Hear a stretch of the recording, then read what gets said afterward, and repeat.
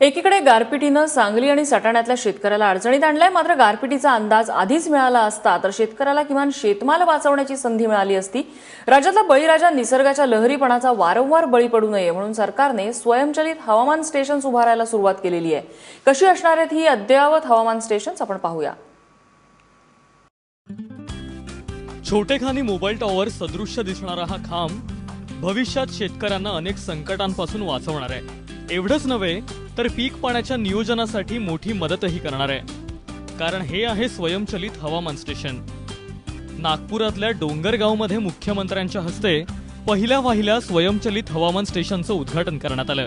स्कायमेट या प्रसिद्ध कंपनीच्या मदतीनं लवकरच 2000हून अधिक स्वयंचलित हवामान स्टेशन्स उभारण्यात येतील। विशेष म्हणजे याचा फायदा थेट तालुका पातळीवरील शेतकऱ्यांना होणार आहे। आपल्याकडे एवढा पाऊस पडल्यानंतर त्या पावसामध्ये नेमकं कुठलं पीक घेतलं पाहिजे, यावर्षी कुठलं पीक हे अधिक चांगलं राहील किंवा कशा प्रकारचं वातावरण तयार होणार आहे आणि त्यातनं कुठली रोगराई येऊ शकते, या प्रकारची सगळी माहिती ही जर ग्रामपंचायतच्या कार्यालयामध्ये आपल्या गावाकरता उपलब्ध झाली तर शेतकऱ्यांना मोठ्या संकटातनं आपल्याला वाचवता येऊ शकतं। आता हे हवामान स्टेशन काम तरी कसं करतं तेही जाणून घेऊयात।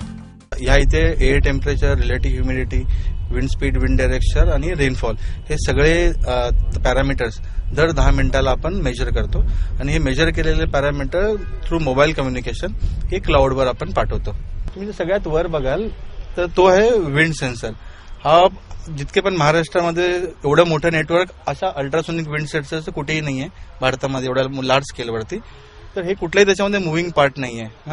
बेस्ड ऑन दी वाऱ्याची दिशा आणि व्हेलॉसिटी याच्यावरून ते मेजर करतं की कुठल्या डिरेक्शनला आहे। नो मुव्हिंग पार्ट असल्यामुळे याची अॅक्युरेसी खूप जास्त आहे। दर सेकंदाला हा डेटा रेकॉर्ड करतो, त्यामुळे आपल्या शेतकऱ्यांना विंड गस्ट आहे, समजा 4 सेकंदासाठी पटकन हवा आल्याने नुकसान करून गेली, ते पण आपल्याला ह्या सेन्सरमुळे मेजर करता येणार आहे। त्याचबरोबर हे जे तुम्ही बघताय हे आहे एअर टेम्परेचर आणि रिलेटिव्ह ह्युमिडिटी। हे याच्यामध्ये आतमध्ये सेन्सर आहेत, तर ह्या शील्डच्या आतमध्ये हे 2 सेन्सर मेजर करतात। तिसरा सेन्सर जो दिसतोय तुम्हाला तो आहे रेन गेज सेन्सर। ठीक आहे, हा आपला पाऊस मोजतो।